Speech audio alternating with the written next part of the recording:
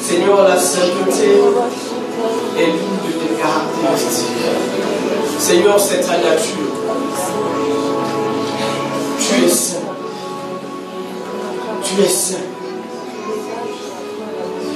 Et sur la terre, dans les cieux, sous la terre, Seigneur, il n'y a personne qui puisse se comparer à toi. Tu es celui-là qui est digne d'être adoré. Lorsque nous regardons tout cet univers, lorsque nous étudions, Seigneur, cet univers, nous arrivons à cette conclusion. Il n'y a que Jésus qui soit digne d'être adoré. Il n'y a que lui qui mérite que l'on vienne se prosterner devant lui, que l'on vienne l'élever, que l'on vienne lui dire combien il est bon, combien il est saint. Seigneur, il y a beaucoup de choses, il y a beaucoup de gens qui se proclament et qui se sont proclamés Dieu. Mais tu les as toujours et tu les surpasseras toujours. Amen. Tu es le seul, tu es le vrai, tu es l'unique. Seigneur, tu ne te bats pas pour imposer aux autres que tu es Dieu. Amen. Simplement par ta présence, tu démontres que tu es Dieu. Simplement dans tes actes, Seigneur, même tes silences attestent que tu es Dieu. Ce que tu as créé montre, écrit que tu es Dieu. Et ce matin, nous ne voulons pas nous voulons dire aussi que tu es Dieu. Au-dessus de tout, tu es et tu restes Dieu.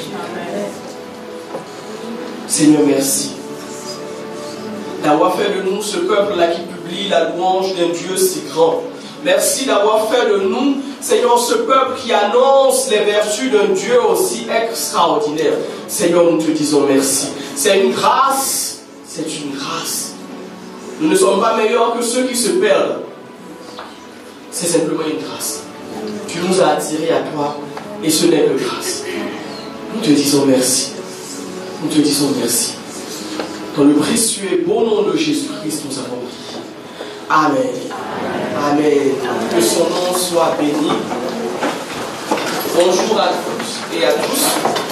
Soyons les bienvenus dans la maison du Seigneur.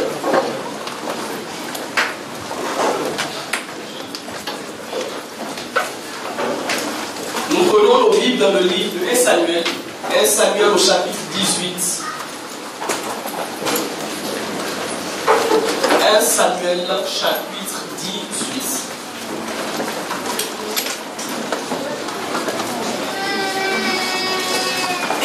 Et Samuel 18 à partir du verset 1. Quand David eut terminé de parler avec Saül, Jonathan s'était profondément attaché à David et s'était mis à l'aimer comme lui-même. Saül ne le laissa pas retourner dans la maison de son père ce jour-là. Il le prit chez lui. Verset 3. Jonathan conclut un pacte d'amitié avec David parce qu'il l'aimait comme lui-même. Il enleva son manteau et le donna à David. Il lui offrit aussi son équipement et jusqu'à son épée, son arc et son ceinturon. 1 Samuel 23, 14 à 18. 1 Samuel chapitre 23. Les versets 14 à 18. David gagna la région désertique de Ziph et s'installa dans les refuges escarpés de la montagne.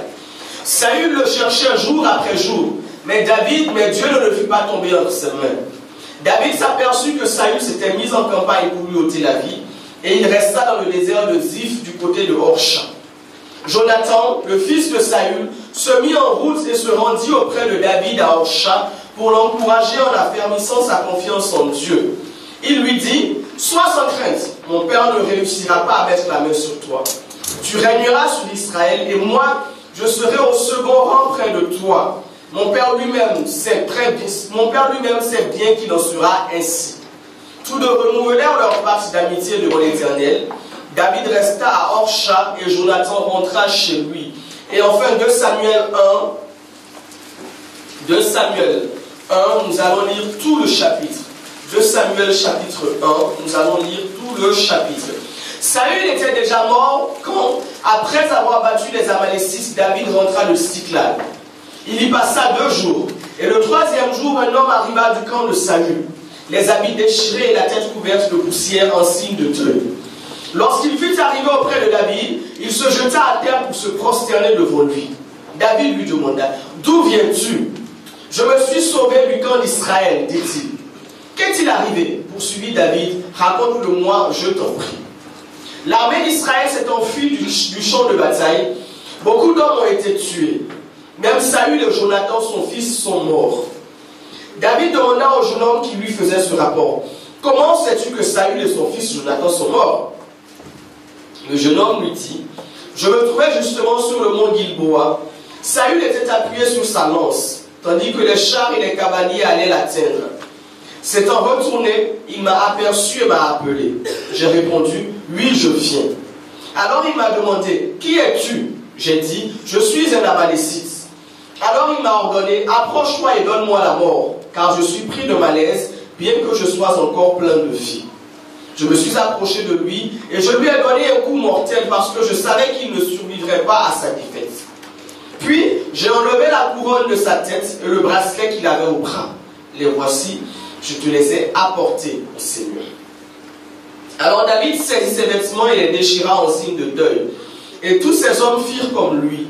Ils prirent le deuil, se lamentèrent et jeûnèrent jusqu'au soir à cause de Saül, de son fils Jonathan et de toute l'armée de l'Éternel et du peuple d'Israël qui avait péri par l'épée. David dit encore au jeune homme qui lui avait apporté ces nouvelles, « D'où es-tu ?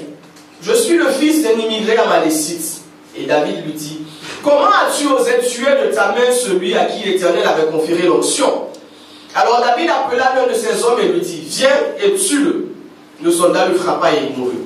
David lui dit, tu es toi-même responsable de ta mort, car tu as toi-même déposé contre toi lorsque tu as dit, c'est moi qui ai mis à mort loin de l'Éternel. Verset 17. David composa cette complainte sur Saül et son fils Jonathan. Il ordonna de l'enseigner aux descendants de Juda. C'est la complainte de l'arc qui est consignée dans le livre des justes. Ton élite Israël a été transpercée là-bas sur les collines. Hélas, ils sont tombés, tous les vaillants guerriers. N'allez pas publier cette nouvelle à Gath et ne l'annoncez pas dans les rues d'Ascalon. Les filles philistines se mettraient à chanter. Les filles des incirconcis en sauteraient de joie. Ô mont de Gilboa, qu'il n'y ait ni rosée ni pluie tombant sur vous. Qu'il n'y ait sur vos pentes plus de champs plantureux, d'où viennent des offrandes. Là furent avilis des boucliers des braves et celui de Saül que l'on n'endura plus jamais avec lui. Ah, l'arc de Jonathan ne reculait jamais sans avoir fait couler le sang de ses victimes, sans avoir transpercé la graisse des guerriers. Et l'épée de Saül ne revenait jamais sans avoir accompli sa tâche avec succès. Saül et Jonathan, aimés et estimés pendant toute leur vie, n'ont pas été séparés dans leur mort. Oui, vous étiez tous deux plus légers que des aigles et plus forts que des lions. Ô filles d'Israël, pleurez. Pleurez Saül qui vous a revêtu de pourpre et de parure et comblé de délices, qui ornait vos habits d'une parure d'or. Hélas, ils sont tombés ses bras au milieu du combat. Oui, hélas, Jonathan, il a été frappé à mort sur les collines. Ah, Jonathan, mon frère, je suis dans la détresse à cause de ta mort. Toi, mon meilleur ami qui m'a été si cher, ton affection pour moi m'a été plus précieuse que l'amour d'une femme. Hélas, ils sont tombés, tous ces vaillants guerriers. Hélas, ils ont péri, ces hommes de combat. Amen. Amen.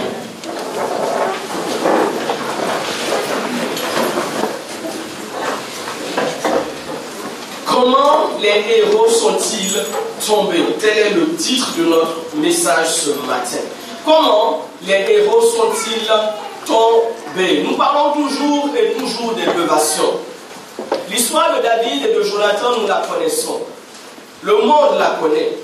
Et à partir de cette histoire, beaucoup ont tiré de mauvaises conclusions en disant que Dieu est pour l'homosexualité parce que David dit qu'il aimait Jonathan plus qu'une femme. Non, ça n'a rien à voir. Nous connaissons cette histoire.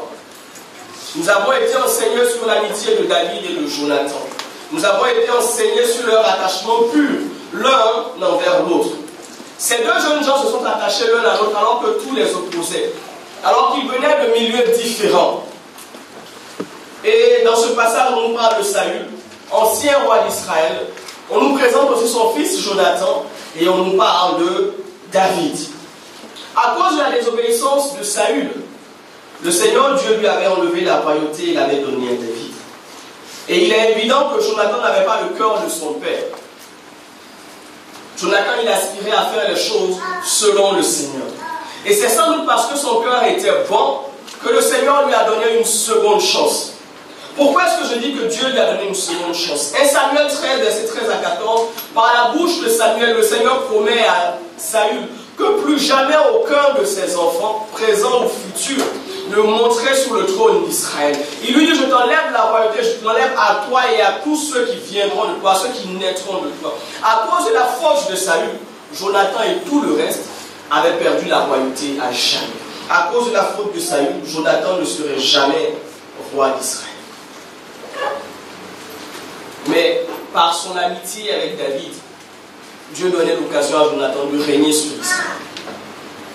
Dans 1 Samuel 23, verset 17, Jonathan dit, tu régneras sur Israël et moi je serai au second rang près de toi. Vous savez, Dieu peut nous soustraire de la malédiction familiale et nous faire retrouver notre héritage perdu si nous nous attachons aux bonnes personnes. Parce que Jonathan s'est attaché à David, là où son père avait fauté, là où Samuel avait perdu l'héritage familial, Dieu pouvait le lui donner au travers de son amitié avec David. Qui était Saül et qui représentait-il? Saül représentait la royauté déchue. Saül, c'est le responsable déchu et rejeté par Dieu, mais qui ne veut pas céder sa place. Saül, c'est le pouvoir selon la chair. Saül, c'est les œuvres de la chair dans toute leur beauté. Orgueilleux, il a méprisé le choix et l'onction divine sur la vie de celui que Dieu avait choisi. Et à chaque fois que nous refusons de manière active ou passive de céder la place et le pouvoir qui nous ont été confiés, nous devenons des Saül.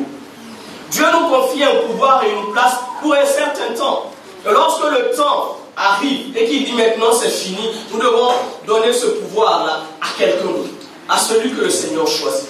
Et Saül, c'est la personne qui dans votre vie exerce une autorité alors que cette onction lui a été retirée. Et la dernière partie de sa vie, Saül l'a consacré à poursuivre David sur tout le territoire d'Israël. Quand on lit l'histoire, on pourrait croire que Saül voulait assurer l'avenir de son fils Jonathan. Du reste, c'est ce qu'il dit à Jonathan. Il dit à Jonathan dans 1 Samuel verset 31, aussi longtemps que le fils d'Isaïe sera vivant sur la terre, il n'y aura pour toi aucune sécurité pour ta royauté. Maintenant, on va le chercher, eux qu'on me l'amène, car il est digne de mort. Il dit à son fils, tout ce que je fais le pour toi, pour t'assurer la royauté, pour m'assurer que tu vas régner un jour sur Israël. Mais c'est faux. Si vraiment Saül s'intéressait à l'avenir de son fils Jonathan, il aurait poussé Jonathan à rester ami avec David. Parce que Saül savait que l'avenir d'Israël se trouvait entre les mains de David. Si quelqu'un s'inquiète vraiment pour ton avenir, il doit te mettre sur le bon chemin. En fait, Saül n'aimait pas Jonathan. Saül n'avait que faire de Jonathan. Mais Saül savait que David aimait Jonathan. Et souvent les gens ne peuvent pas vous atteindre, mais ils vous feront mal en privant de bénédiction les gens que vous aimez. Et c'est ce que Saül a fait. Il savait que David aimait Jonathan. Alors il voulait faire mal à David en passant par Jonathan. Et je crois que David aussi s'inquiétait pour Jonathan. Même si cela n'est pas dit, il s'aimait tellement que David s'inquiétait pour lui. Parce qu'il connaissait Saül. Il savait que Saül, c'est un fou. Vous pouvez être en train de manger, puis Saül te prend l'épée, il te la lance. Il s'inquiétait pour son ami. Faites attention à qui vous vous attachez. Saül n'a pas toujours été mauvais et méchant. Son cœur est devenu mauvais le jour où il a voulu occuper une place qui n'était pas la tienne. Il se retrouve sur un champ de bataille. Samuel lui dit, après tout ce qu'il faut, mais ne fais pas de sacrifice. Je viendrai te voir dans 7 jours. Et au bout de 7 jours, je viendrai, c'est moi qui vais sacrifier les animaux. La Bible dit que Saül a attendu 1, 2, 3. Et puis 7 jours, Samuel ne venant toujours pas, il dit, envoyez-moi le couteau, envoyez-moi les animaux. Saül a offert l'holocauste au Seigneur. Saül était roi, il n'était pas sacrificateur. Il n'avait pas le droit d'offrir un holocauste, d'offrir un sacrifice au Seigneur. C'était le devoir du sacrificateur de le faire. Et c'est ce jour-là, quand il a outrepassé les limites, que le cœur de Saül est devenu mauvais. Apprenez à rester dans la place qui est la vôtre. Apprenez à rester là où on vous a mis. Ce n'est pas une question de compétence. C'est une question de là où on t'a mis. Si c'est là où on t'a mis, alors reste là. Même si tu sais faire autre chose, on ne t'a pas dit de faire autre chose. Reste là. Reste là. Le problème des Saül, c'est qu'ils veulent prendre et garder dans le cœur des gens la place que Dieu leur a enlevée. L'autorité que Dieu leur a enlevée. Ne permettez jamais, ne donnez jamais dans votre cœur la place à quelqu'un si Dieu ne lui a pas donné cette place. Ne donnez jamais l'autorité à quelqu'un dans votre vie, dans votre cœur, s'il n'a pas reçu cette autorité de Dieu.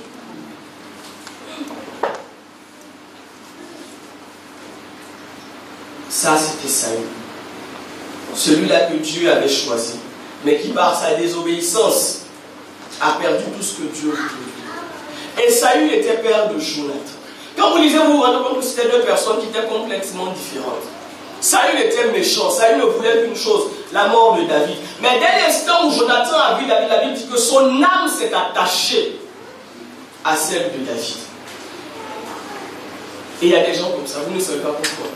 Mais quand vous les rencontrez une fois, permettez que je dise ainsi, vous tombez amoureux de leur âme. Vous commencez à les aimer comme si c'était vous. Tu ne sais pas pourquoi. Mais tu aimes cette personne, tu ne sais pas expliquer, mais tu aimes la personne. Pas un amour bizarre, non, un amour vrai, sincère, pur, sans rien derrière, sans aucune pensée, rien, absolument rien. Tu t'attaches à l'âme de cette personne. Et c'est ainsi que Jonathan s'est attaché à l'âme de David. Et comme je vous disais, à travers son amitié avec David, le Seigneur avait prévu de restaurer la destinée gâchée de David. Là où son père, parlons de Jonathan, là où son père avait tout fichu par terre, au travers de David, Dieu voulait le restaurer. Mais malheureusement, cette restauration n'a pas eu. Malheureusement, cette restauration n'a pas eu. Bien-aimés, faites attention à qui vous vous attachez. Faites attention à qui est-ce que vous attachez. Nous allons voir quelques caractéristiques de Jonathan. Quelques vérités, appelez-le comme vous voulez, quelques vérités concernant Jonathan. La première chose, c'est que Jonathan sait que les accusations de Saül contre David sont fausses et qu'elles sont infondées. Et Samuel 20, 31 à 32, Saül dit: aussi longtemps que le fils d'Isaïe sera vivant sur la terre, il n'y aura point de sécurité, ni pour toi, ni pour ta royauté. Et maintenant, on va le chercher et qu'on me l'amène, car il est digne de mort. Et Jonathan répondit à son père: pourquoi le ferait-on mourir? Qu'a-t-il fait? Jonathan savait que son père inventait des choses contre David. Il savait que son père mentait contre David. Il savait que ce que son père reprochait à David n'était que fumée. Il connaissait la vérité. Il connaissait la vérité. La deuxième chose concernant Jonathan, c'est que Jonathan, c'est quelqu'un qui fait alliance avec David. On l'a lu dans 1 Samuel 18, versets 3 à 4. Il a fait alliance avec lui parce qu'il l'aimait et il lui a donné son manteau, il lui a donné son arc, il lui a donné son épée. Vous savez, il y a des gens qui sont un peu comme Jonathan. Ils veulent gagner sur tous les terrains. Ce n'est pas qu'ils sont méchants ou qu'ils soient mauvais. Ils sont naïfs, c'est tout. Jonathan voulait que David et Saül vivent dans la paix. Mais il est possible pour David et Saül de vivre dans la paix ensemble. Parce que David et Saül représentent deux visions qui ne marchent pas dans la même direction. Parce que David, c'est la vision selon Dieu. Et que Saül, c'est la vision du monde. Et la vision du monde et celle de Dieu ne marchent pas dans la même direction. Alors il était impossible que David et Saül vivent ensemble en paix. En concluant une alliance avec David, automatiquement l'alliance qu'il avait avec son père tombait à l'eau. On ne peut pas être ami de Dieu et être ami des ennemis de Dieu. Ce n'est pas possible. Mais malheureusement, il existe des gens qui veulent entrer en relation avec vous tout en restant amis avec les gens qui veulent vous tuer. Ce n'est pas possible. Ce n'est pas possible. Jonathan entre en alliance avec David, mais il reste aussi en alliance avec Saül. Tu vas être fidèle à quelle alliance? Saül te dit: trouve-moi David, je veux le tuer. Tu vas dire quoi à Saül? Quand vous marchez dans deux visions qui sont contraires, vous devenez infidèle à l'une des deux visions. Vous devenez infidèle à l'une des deux visions. Soit c'est David que l'on suit, soit c'est Saül que l'on suit. Mais on ne peut être en alliance avec l'un et avec l'autre en même temps. Cela est impossible. Bien-aimé, si l'un de vos amis est ami avec ceux qui vous veulent du mal, alors sachez qu'on se servira de lui pour vous faire du mal. Ne soyez pas amis avec les amis de vos ennemis. Sinon, on va vous tuer. Sinon, on va vous tuer. Regardez un peu la vie de Jésus. Aussi longtemps que Judas n'avait pas vendu Jésus, on n'a pas pu mettre la main sur Jésus. Pourtant, les principaux sacrificateurs, les scribes et les pharisiens le voyaient dans la ville jour et nuit. On savait où est-ce qu'il habitait. On connaissait son emploi du temps par cœur. Mais aussi longtemps que Judas ne l'avait pas livré, on ne pouvait pas mettre la main sur lui. Le diable a besoin que quelqu'un de proche de toi te livre avant de pouvoir le toucher. Alors fais attention à qui sont tes proches. Est-ce que tes proches sont amis de ceux qui veulent te tuer? On te tuera. Parce qu'il finira par te vendre. De manière consciente ou inconsciente, il va te vendre. Il va te vendre. La troisième chose concernant Jonathan, c'est que Jonathan sait reconnaître l'onction royale sur la vie de David. Jonathan ne s'est jamais senti en insécurité vis-à-vis de David. Il n'a jamais eu peur de ce que David représentait pour lui. Saül voyait en David celui qui venait voler l'héritage de son fils. Mais Jonathan voyait en David celui que Dieu avait choisi. Au verset 17 de 1 Samuel 23, Jonathan dit, tu régneras sur Israël. Comme pour dire, je sais que c'est toi que le Seigneur a choisi. Moi, je ne suis pas comme mon père, je ne remets pas en cause le choix de Dieu. Je sais que c'est toi que Dieu a choisi. Est-ce que vous aussi, vous pouvez regarder quelqu'un, je dirais, qui vient prendre la place qui naturellement vous était due et dire non, c'est toi que Dieu a choisi. La nature dit que c'est moi, mais les lois divines disent que c'est toi. Quatrième chose, c'est que Jonathan était un indécis, un véritable indécis. Il voulait les choses spirituelles, mais sans au préalable se sacrifier, sacrifier ce qui est charnel. Toujours au verset 17 de 1 Samuel 23, il dit à David, tu régneras sur Israël et moi je serai en second rang auprès de toi. Jonathan voulait régner avec David. Jonathan savait que Dieu avait prévu qu'il règne avec David. Mais il n'était pas prêt à sacrifier son peuple. Il n'était pas prêt à rendre sa relation avec son peuple. Combien d'entre nous, nous voulons les choses de Dieu, mais nous ne voulons pas sacrifier les saluts de nos vies. Nous voulons que Dieu fasse de grandes choses dans nos vies. Nous voulons être le grand pas d'élévation. Nous voulons être élevés. Bien aimé, aussi longtemps que tu as ta main dans la main de Saül, tu ne peux pas être élevé. Parce que Saül, il va vers le pas. Tu ne peux pas monter tant que tu restes attaché à Saül. Tu veux les choses de Dieu, sépare-toi des choses de ce monde. Tu veux marcher avec David, il faut que tu dises à Saül que toi et moi c'est fini. Parce que les deux ne vont pas dans la même direction. Les deux ne vont pas dans la même direction. Et ce qui est triste, c'est que Jonathan est resté avec Saül parce que c'était son papa. C'est la seule raison. Parce que c'était son papa. Les sentiments de Jonathan l'ont induit en erreur, là où sa logique et son esprit lui avaient déjà dicté la volonté de Dieu. Jonathan, c'est un chrétien charnel. Il connaissait la vérité. Il savait que Dieu avait rejeté son père. Il savait que Dieu avait choisi David. Il savait que Dieu avait oué David. Il connaissait, il avait les prophéties. Il savait ce que Dieu voulait. Mais quand le moment de choisir est arrivé, il a choisi selon la chair. Parce que Saül était son papa. Combien d'entre nous restons attachés à des gens parce qu'ils représentent telle chose pour nous? C'est celui qui a payé mes études. C'est celui qui a fait ça. C'est celui qui a fait ça. Je n'ai pas dit d'être ingrat dans la vie. Il faut dire merci quand les gens vous aident. Mais au bout d'un moment, il faut savoir s'arrêter et dire nous prenons des chemins qui sont différents. Nous prenons des chemins qui sont différents. Jonathan est resté parce que Saül était son papa, un mauvais père. Mais il est quand même resté. La loyauté s'arrête là où le péché commence. Quand celui que tu suis devient déloyal, infidèle au Seigneur, tu as le devoir de t'arrêter de le suivre. Tu as le devoir de t'arrêter de le suivre. En dépit de toute sa connaissance, de tout son savoir sur la volonté de Dieu, Jonathan est passé à côté. Jonathan est passé à côté. Il a préféré suivre ses sentiments plutôt que la volonté de Dieu. Le problème avec les Jonathan, c'est que sans le savoir, ils sont orgueilleux. Pourquoi je dis qu'ils sont orgueilleux? Jonathan était persuadé que sa présence auprès de Saül allait changer Saül. Il était persuadé que non, je maîtrise Saül. C'est mon père, on nous vit ensemble depuis longtemps. Je le connais. Il est même allé jusqu'à dire à David, dans 1 Samuel 20, 1 à 2, il dit, mon père ne fait rien sans me consulter. David dit, ton père me tue. Il dit, non, il ne va pas te tuer. Mon père ne fait rien sans me consulter. Grande petite affaire, il me consulte toujours. Avant de prendre des décisions. Ne t'inquiète pas, David, je suis là. Je gère la situation. Je gère Saül. Je maîtrise Saül. Il viendra me voir. Je vais lui entendre raison.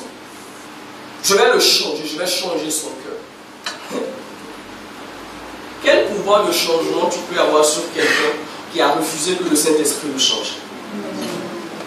Quel pouvoir? Amen. Quel pouvoir tu peux avoir sur quelqu'un qui n'a pas permis au Saint-Esprit de le changer? Le Saint-Esprit est Dieu. Donc, permettez que je dise comme ça. Dieu a échoué quelque part. Et toi qui es un être humain, ta force se trouve dans ton nez. Tu prétends réussir là où Dieu a échoué. Waouh! Alors maintenant, c'est toi qu'on va chanter. C'est toi qu'on va élever. C'est toi qu'on va louer. C'est toi. Faites attention. Là où Dieu échoue, ne croyez pas que vous allez réussir. Là où Dieu a échoué, ne croyez pas que vous allez réussir. Ne le croyez pas. Si Saül voulait vraiment être guéri, il n'aurait pas chassé David. Il n'aurait pas essayé de tuer David. Parce que David est la seule personne qui pouvait calmer son esprit mauvais. C'est par la main de David, par la musique de David, que Saül retrouvait le bon sens. Donc la logique aurait voulu qu'il garde David avec lui. Qu'il permette au Seigneur de toucher son cœur, de le changer au travers de la musique de David. Mais au lieu de ça, il a commencé à poursuivre ce jeune homme. Et puis toi, Jonathan, tu dis non, ne t'inquiète pas. Il me consulte pour tout. Je vais gérer cette affaire. Jonathan ne peut pas gérer ça. Jonathan ne peut pas gérer ça. N'essayez pas de gérer les choses qui vous dépassent. N'essayez pas de gérer les choses qui vous dépassent. Ne restez pas dans une mauvaise alliance en disant non, c'est moi qui vais changer la personne. Bien aimé, tu n'es pas le Saint-Esprit. Tu n'es pas le Saint-Esprit. Tu es dans une relation, tu n'es pas de nouveau. Oh non, Dieu soit servi de moi pour le changer. Hey, tu n'es pas le Saint-Esprit. Une amitié qui est mauvaise, tu n'es pas le Saint-Esprit.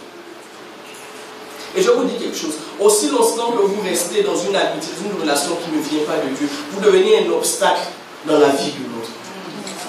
Vous devenez un exemple très simple. Tu es né de nouveau, l'autre n'est pas né de nouveau.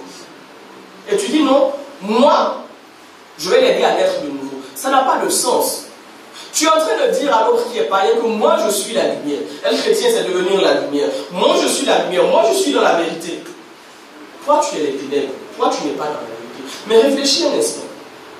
Toi qui prétends être dans la lumière, la logique voudrait que tu t'accroches avec des gens qui sont dans la lumière. Alors si tu dis que tu es dans la lumière, que tu es dans la vérité, pourquoi tu t'accroches à moi qui suis dans les ténèbres? Pourquoi? Ça veut dire qu'au fond, toi et moi, soit on est dans la lumière, soit on est dans les ténèbres. Mais en tout cas, on est dans le même camp. Alors ça ne sert à rien de devenir chrétien. Faisons attention. Ne prenons pas la place du Saint-Esprit dans la vie des gens. Sors de cette alliance-là. Tu vas finir par y laisser la peau. Sors de cette alliance. Le temps de Saül est fini. Sors de cette alliance. Je n'ai pas dit de te déshonorer. J'ai dit d'arrêter l'alliance avec Saül. Et tu te rends compte que Dieu a appelé quelqu'un. Il s'appelle David. Il s'appelle David. Autre chose concernant Jonathan, c'est que Jonathan était quelqu'un plein de talent, plein de force et de courage. Dans sa complainte, dans 1 Samuel 1, verset 22, David dit que l'arc de Jonathan ne revenait jamais sans avoir accompli ce pourquoi il était destiné. Jonathan, c'est quelqu'un qui sait chanter, permettez que j'actualise. C'est quelqu'un, quand il prie, les cieux s'ouvrent. C'est quelqu'un il a reçu des grâces et des dons. Mais parce qu'il est attaché à Saül, ses talents vont mourir. Les grâces et les dons que Dieu vous donne doivent se développer dans un environnement sain. Et Saül n'est pas un environnement sain. Saül ne représente pas l'environnement sain. Tu as de grandes choses en toi, merci Seigneur, alléluia. Mais est-ce que tu es dans l'environnement qu'il faut? Est-ce que tu es dans l'environnement qu'il faut? Si vous mettez une graine dans de l'eau, ça va pourrir et il ne va rien se passer. Parce que ce n'est pas l'environnement qu'il faut pour cette graine. Il faut la mettre dans la terre, dans la bonne terre, et elle va pousser. Est-ce que toi, tu es dans l'environnement qu'il faut pour que tes talents, pour que tes grâces, pour que tes dons soient déployés, soient multipliés? Si tu marches avec Saül, tu vas mourir. Et tes talents avec toi. Et on va écrire comme David a écrit une chanson funèbre ce jour. Mais nous, on ne va pas la faire apprendre aux gens.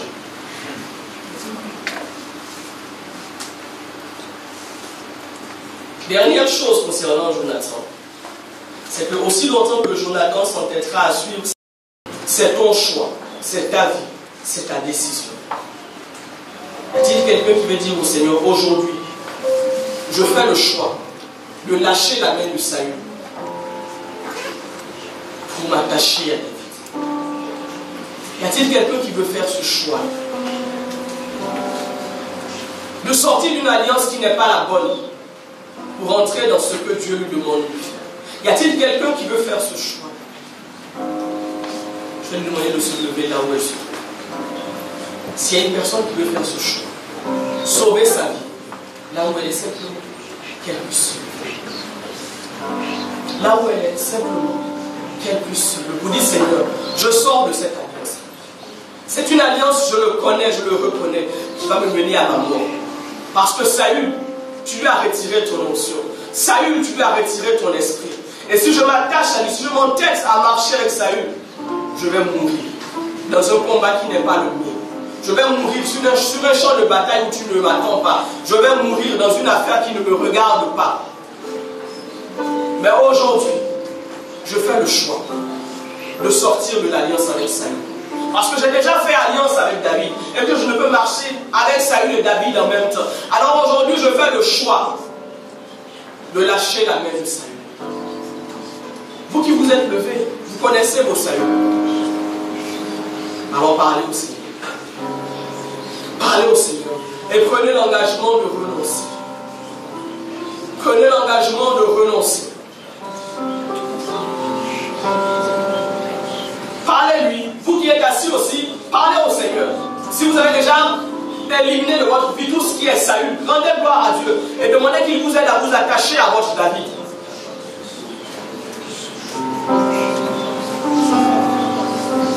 Y a-t-il quelqu'un qui veut rompre avec Saül? Y a-t-il quelqu'un qui veut rompre avec Saül? N'allez pas mourir à cause d'une affaire qui ne vous regarde pas. Paul a dit à Timothée, combat le bon combat de la foi. Rester avec Saül, c'est combattre un combat qui est mauvais. Rester avec Saül, c'est signer son arrêt de mort. Parce que Dieu n'est pas avec Saül. Dieu n'est plus avec Saül. Il a été avec Saül, il fut un temps. Mais aujourd'hui, Dieu n'est plus avec Saül, il est avec David. Alors c'est à ces choses. Élevons nos voix. Élevons nos voix. Élevons nos voix. Élevons nos voix.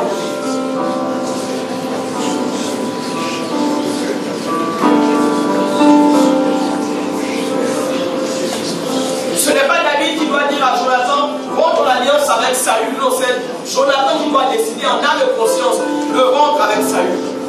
C'est un choix qui est personnel. C'est un choix qui est personnel. Quelle est cette relation dans votre vie? Vous êtes conscient de ça.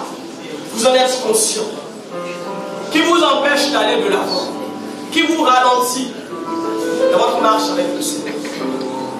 Quelle est cette relation? Quelle est cette relation?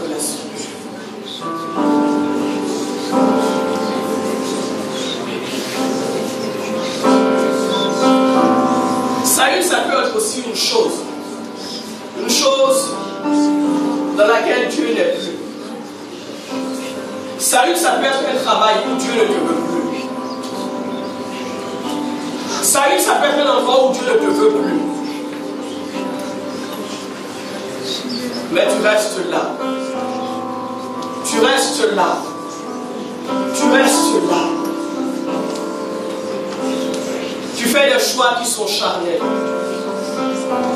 Tu fais des choix. Il t'a déjà dit, je ne veux plus que tu restes ici, que tu restes dans cette maison. Sors, mais quand tu dis non, mais Seigneur, on a toujours vécu ensemble. Seigneur, on se connaît depuis là-bas. Seigneur, on se connaît depuis. Seigneur, Seigneur. Il t'a dit, sors du milieu d'eux. Mais tu trouves des arguments, tu trouves des raisons, tu justifies et tu restes là. Quand le Seigneur prend la peine de te prévenir, ça veut dire que bientôt il va frapper. Alors d'où est-ce qu'il t'a dit de sortir? dit de sortir? Quelle est cette chose qui te demande d'abandonner, mais que tu ne veux pas abandonner? Que tu ne veux pas abandonner. Celui qui suit sa chair sera détruit. Celui qui suit sa chair sera détruit.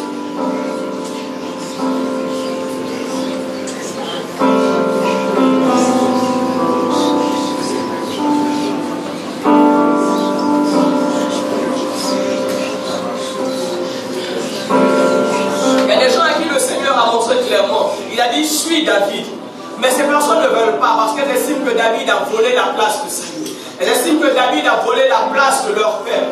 Mais le Seigneur dit non, David n'a rien fait. David n'a même rien cherché. C'est moi qui lui ai donné parce que Saül est devenu indigne.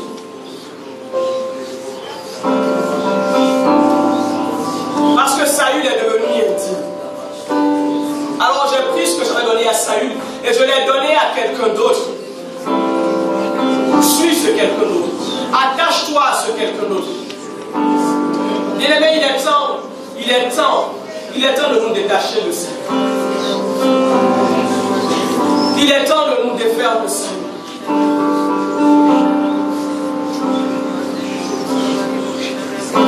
J'insiste encore.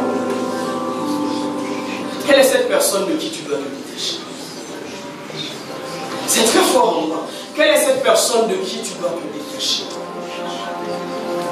Quelle est cette personne? Cet appel, j'ai la conviction qu'il y a beaucoup de gens qui auraient dû se lever parce que beaucoup de gens sont dans de mauvaises alliances, sont dans de très mauvaises alliances, sont dans de très mauvaises alliances. Le Seigneur a déjà parlé, il vous a déjà parlé de 1001 façons. De 1001 façons. Des amitiés qui ne le glorifient pas. Des amitiés qui ne l'honorent pas. Des amitiés qui vous éloignent de lui. Ce matin, il dit fais un choix, mon fils. Il dit fais un choix, mon fils. Fais un choix. Fais un choix. Fais un choix. Tu sais au fond de toi. Depuis que tu es entré en relation avec cette personne, dans ton service, dans ta marche avec le Seigneur, tu vois qu'il y a une régression. Tu le vois.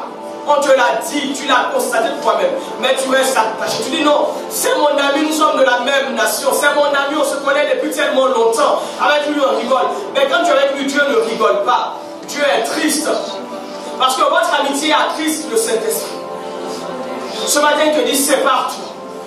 Il te dit sépare-toi. Ce matin, il te dit sépare-toi, mon fils. Sépare-toi.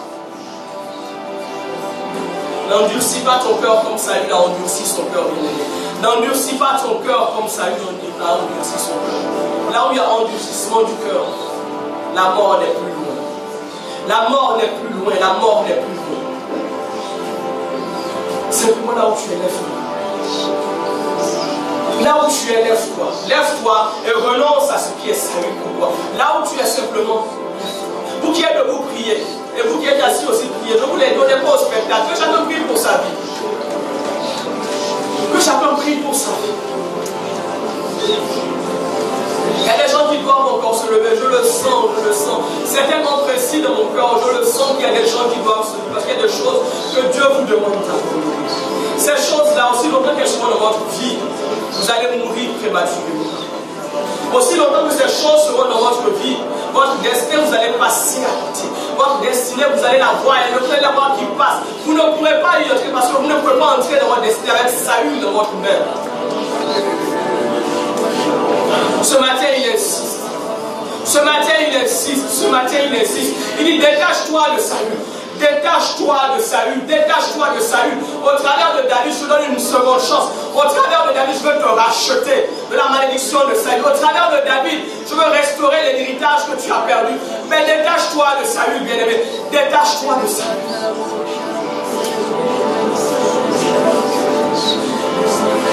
Détache-toi de Saül.